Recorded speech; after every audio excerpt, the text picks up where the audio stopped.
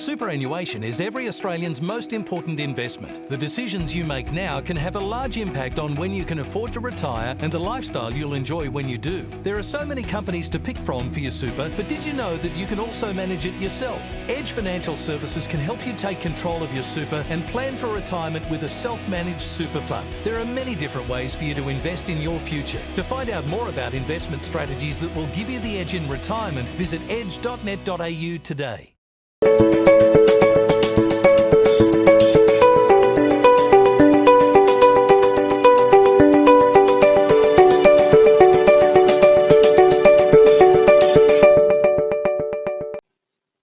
Hey guys, Scott from Edge Specialist Advice Network. I hope you're all well. Hey, today we're going to look at which countries have the most powerful passport. So what does that mean? It means that you can, with that passport, you can get access to any country without needing a visa. So very, very powerful document. Remember the times when, for those of us who could remember back in the day when passports weren't even a thing, you were just allowed to get on an airplane and fly around the world. No longer. There is a big amount of control. So one of the reasons we're going to look at this is that if you are one of those people who are understanding and likes to investigate the hybrid retirement strategy that we use for a lot of our clients, where they can live part of the time overseas in a different jurisdiction, usually because financially that makes more sense. It's cheaper than their home country. So especially if you're coming from one of the Commonwealth countries and also the US, very, very expensive, but also a lot of parts of Europe, then finding somewhere to live that is a lot cheaper, has a lot good access to hospitals and has a lot more freedoms, then that is something we should be looking at, and maybe you can overlay that with a passport strategy as well. So let's have a bit of a look. All right,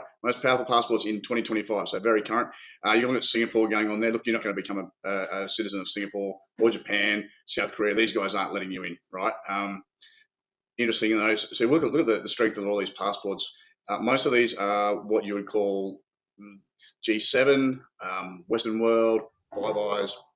There's a lot of strength here. Look, you're not seeing the US, you're not really seeing any of the Commonwealth countries though. So that's quite interesting. I wanted to focus a little bit on these two, Ireland, Italy, and Spain. Now, if you get passports in here, you get access to the EU. So that's pretty exciting for some people.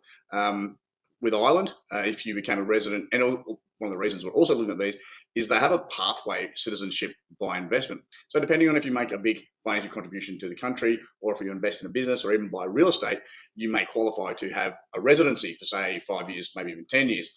And once you've done that residency time, so you be tax residency, but also be in the country, then you can apply for citizenship. So you could, in theory, have a second citizenship if you're originally from one of the other countries, maybe New Zealand or Australia, Canada, something like that. So Ireland, I think you can apply for naturalisation, I think after about 5 years of you buying your way in as a tax resident. Italy and Spain, it's about 10 years. These are the two that I would look at. Ireland is expensive. Ireland's expensive. Definitely not a country that I would say is full of freedoms at the moment. They're going down a really authoritarian path, a bit like the UK. I've had massive immigration issues. I wouldn't touch Ireland, even though their passport's really strong and they've got a good tax system as well. I'd look at either Italy or Spain. Probably for me, I'd probably look at Italy, as in cost of lifestyle would be, I think, a bit cheaper in Italy. Italy, good access on the Mediterranean. You can do a lot of things in Italy. I'm pretty sure in Italy, after about, you can buy your way in as a resident through residency by investment. There's a lot of low-cost options that they do have that if you buy something in the country. Then after 10 years, you can apply for naturalisation. So interesting if you were looking at a hybrid retirement structure, and a lot of my clients do. A lot of that is in Southeast Asia. Now, the thing about Southeast Asia is you're not going to become a citizen. It's not like South America. It's not like some of these countries here. And so there's still a few left that are doing this. I don't think it'll last that long. The EU does not like this. They like to handle immigration. They don't like wealthy people buying their way in. They want immigration from poor countries. That seems to be how the actions that they perform tell a story. But so this system, citizenship by investment with a path to naturalisation may not be around forever. But you can have a look at these two countries, and if you said, look, I don't want to do Asia, I don't want to do South Latin America, you know what, Italy, if you wanted to take a step down from the passport, maybe something like Cyprus, even Greece, but they're not, the strength of the passport isn't there. But maybe that doesn't matter to you as well either. So look, I thought it was interesting. It's one of the considerations that we do understand that if your hybrid retirement strategy also picked up a citizenship buy investment over time, and which also had a very strong passport. That'll be like a couple of good wins. So anyway, guys, look, that's enough from me. Remember, life's a family sport. Give yours an edge. See ya.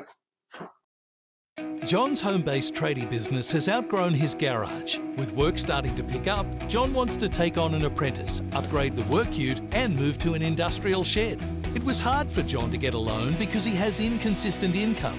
John sought to Toowoomba's Edge Lending, the business lending experts. Edge Lending was able to secure a loan to help grow his business by tapping into the equity in his home. Edge Lending Solutions, helping small businesses to grow.